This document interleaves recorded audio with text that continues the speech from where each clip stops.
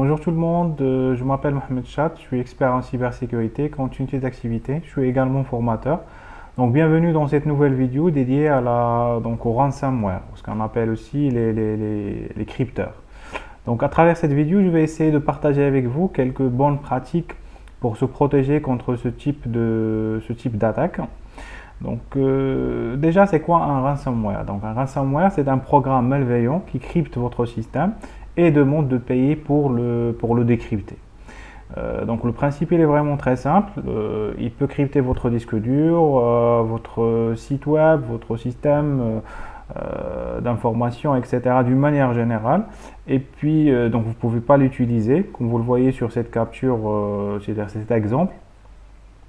Vous ne pouvez pas utiliser, vous ne pouvez pas accéder à vos informations et on vous demande de payer en vous donnant donc un délai normalement pour payer et décrypter les informations pour récupérer vos données. Donc le principe c'est ça.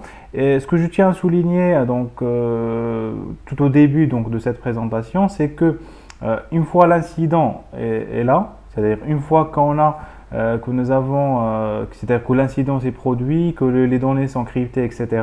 Malheureusement, il n'y a pas grand-chose à faire pour décrypter sans payer. Généralement, il faut payer pour récupérer ces informations. Mais nous allons voir par la suite, c'est que il y a bien sûr des mesures de protection que nous pouvons mettre en place pour se protéger contre ce type d'attaque.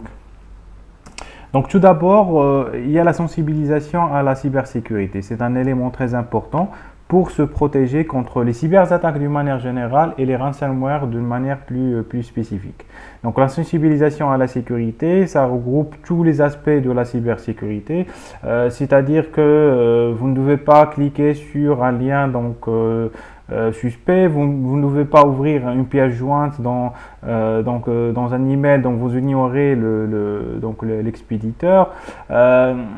Il faut choisir un bon mot de passe. Il y a des règles pour choisir un bon mot de passe. Il ne faut pas communiquer votre mot de passe. Il ne faut pas communiquer des informations sensibles à l'extérieur de votre organisation, etc.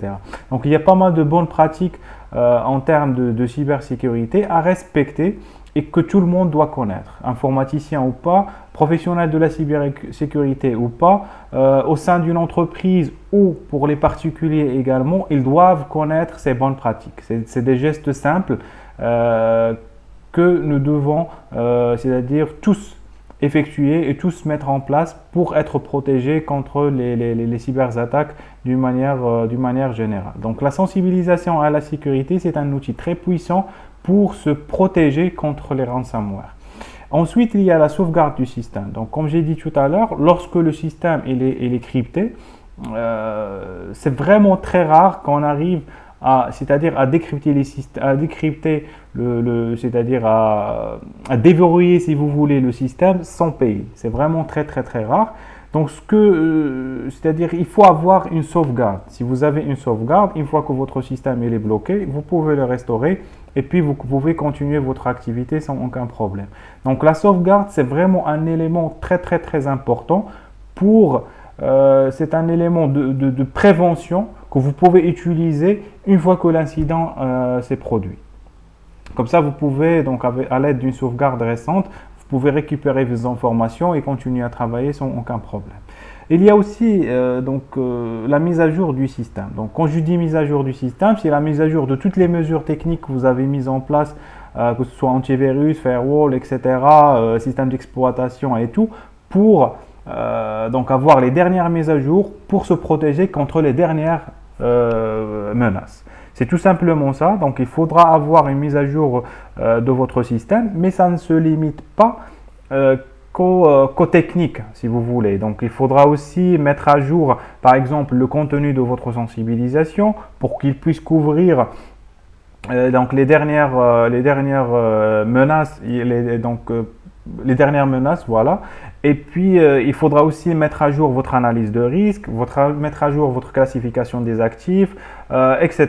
Donc, ça ne devrait pas se limiter qu'aux techniques. Donc, il y a le technique, il y a l'organisationnel également, il y a aussi l'aspect humain très important que nous devons tous être à jour, parce que, donc, comme vous le savez, dans le domaine de la cybersécurité ou bien la cybercriminalité d'une manière plus spécifique, tout se passe vite, tous les heures, tous les jours, tous les heures, nous recevons des nouvelles attaques. Et il faut se protéger, il faut suivre cette cadence en mettant à jour notre système d'un point de vue technique, mais aussi d'un point de vue organisationnel. Voilà, donc ces trois éléments, c'est vraiment très suffisant, c'est basique, mais c'est très suffisant pour se protéger contre les ransomware.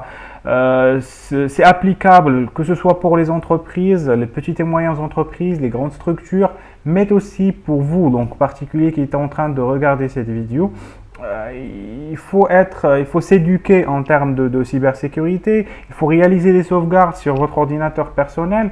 Il y a plusieurs solutions maintenant sur le marché très abordables pour réaliser des sauvegardes d'une manière quasi automatique selon votre besoin. Il faudra mettre à jour votre système d'exploitation, votre antivirus, etc. Donc ça, c'est vraiment très important et c'est valable pour tout le monde. Donc après, il y a trois éléments donc, que je partage avec vous et ça, c'est beaucoup plus spécifique aux entreprises, aux petites et moyennes entreprises voilà, et les grandes structures. Donc, il faut avoir un plan de continuité d'activité. Donc, une fois que l'incident se produit, il faut avoir un plan de continuité d'activité pour continuer à fonctionner. Donc, pour que c'est-à-dire l'entreprise ne s'arrête pas et qu'il puisse continuer en mode dégradé, bien sûr, mais qu'il puisse continuer ses activités. Et c'est ça le rôle du plan de continuité d'activité, c'est le PCA, qui comprend le plan de secours informatique, qui comprend aussi le Disaster Recovery Plan et bien d'autres composants que nous allons voir en fait dans d'autres vidéos.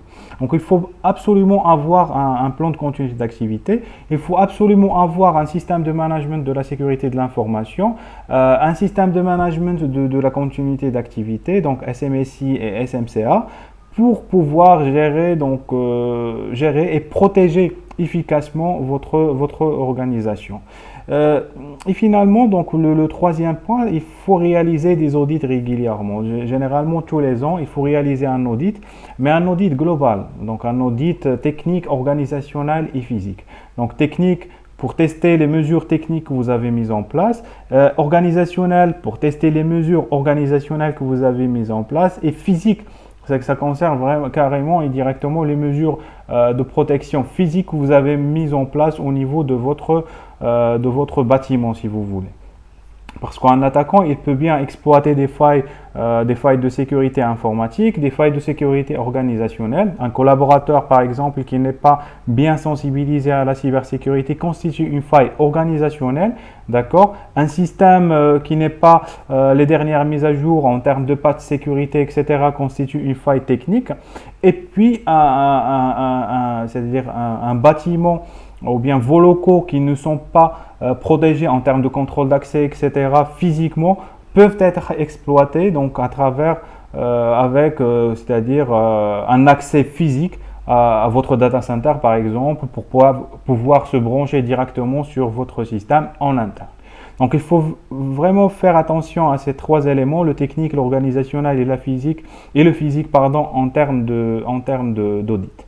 Voilà, donc pour résumer, il y a trois éléments donc valables pour tout le monde, la sensibilisation, la sauvegarde et donc la mise à jour de votre système, donc comme on a dit, soit technique, soit organisationnel, et spécifiquement pour les entreprises, donc les petites et moyennes entreprises, comme pour les grandes structures, un PCA, donc c'est obligatoire, un SMSI, un SMCA, c'est également donc très important de les avoir, et bien sûr réaliser régulièrement des audits donc techniques, organisationnels et physiques pour tester l'efficacité des mesures de protection que vous avez mises en place. Voilà, donc ça c'est donc les best practices que je viens de partager avec vous, que vous pouvez mettre en place directement et facilement au sein de vos organisations ou bien sur vos systèmes, c'est-à-dire personnels. Donc n'hésitez pas à partager cette vidéo avec tout le monde pour que tout le monde puisse en profiter. Abonnez-vous donc à ma chaîne, donc il y aura beaucoup de contenu dans ce sens, dans la cybersécurité, dans la continuité d'activité et la formation qui va venir. Et je vous remercie beaucoup de votre attention, de votre support et je vous dis à bientôt. Merci beaucoup.